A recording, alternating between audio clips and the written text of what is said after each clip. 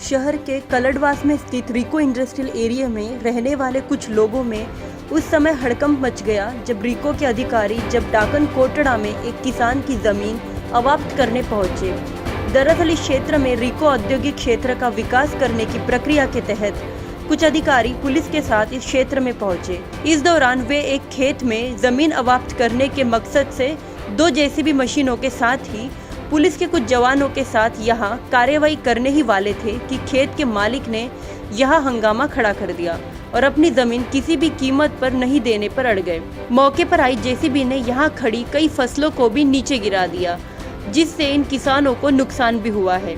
इसकी सूचना जब भारतीय जनता पार्टी के पूर्व जिला मंत्री श्याम सुंदर शर्मा को मिली तो वे भी तुरंत मौके पर पहुंचे।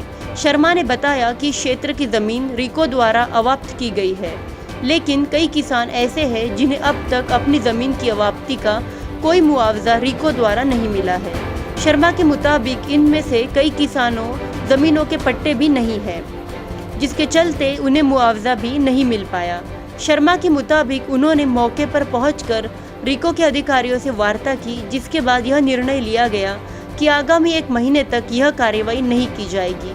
लेकिन ऐसी कार्रवाई के बाद उन किसानों का क्या जो सालों तक अपनी धरती का सीना चीरकर उसमें आपके और हमारे लिए अन्न उगाने का काम करते हैं?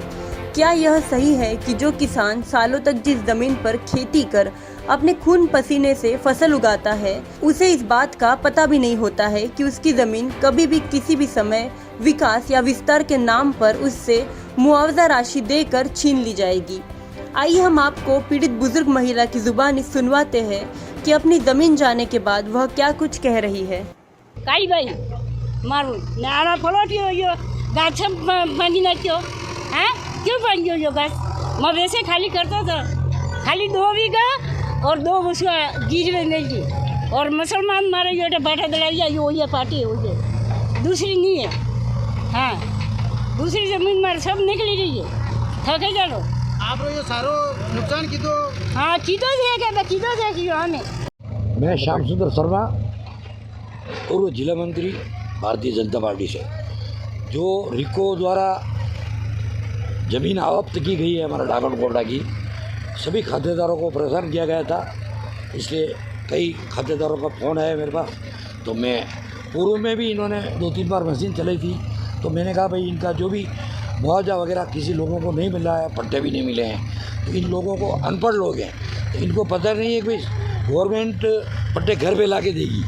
तो हमने उनको ये भी समझाया कि भाई घर पे नहीं देगी, उसकी कागजाती कार्रवाई करके फिर आपको पट्टे मिलेंगे, तो आप पट्टे कार्यालय पे जाके पट्टे लावे।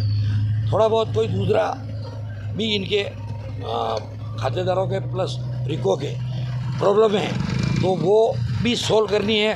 तो उसके लिए अभी मैं आया हूँ, साहब से बात की है। अभी ये काम जो बाउंड्रियाँ वगैरह तोड़ रहे हैं इनको रुकवाया है, और मैंने इनसे 1 महीने का टाइम भी लिया है, और 1 महीने का टाइम लिया है।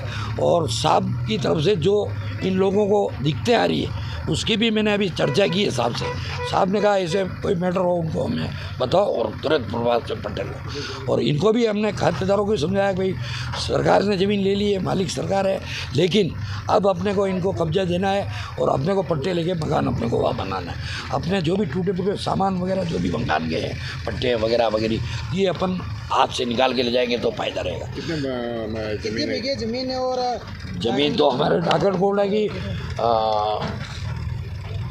हेक्टर ऐसी कुछ ज़मीन है हमारे डाकन कोटड़ा की, बाकी कलरवास की है, तो बिलिया की है। इनको खाली करके कहीं और जगह शिफ्ट किया जाएगा क्या रहेगा? खाली करके शिफ्ट नहीं किया जाएगा, इनको 25% ज़मीन दी गई है। जिन खातेदारों को ज़रूरत थी उन्होंने 25% ज़मीन ली है, बाकी ज़मीन का मुआवजा लिया है 2007 में एक्वायर की गई।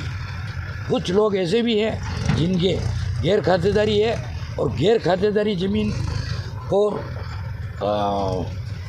अपने जयपुर से आदेश है सचिवालय का, आज से 2005 में आया हुआ। तो भाई गैर खातेदार की ज़मीन अगर एक्वायर की जाती है सरकार द्वारा, तो उसको भी खातेदार के समक्ष माना जाता है, उसके लिए कार्रवाई करनी पड़ती है। तो कार्रवाई होगी, उनको अभी छोड़ दिया जाए, उनकी वो कार्रवाई कर रहे हैं और करेंगे, ठीक है, और उनको करके इनको कब्जा सौंपेंगे, पर उनका मुआवजा प्राप्त करने के बाद में सौंपेंगे। मेरा रामदास वैष्णव जी।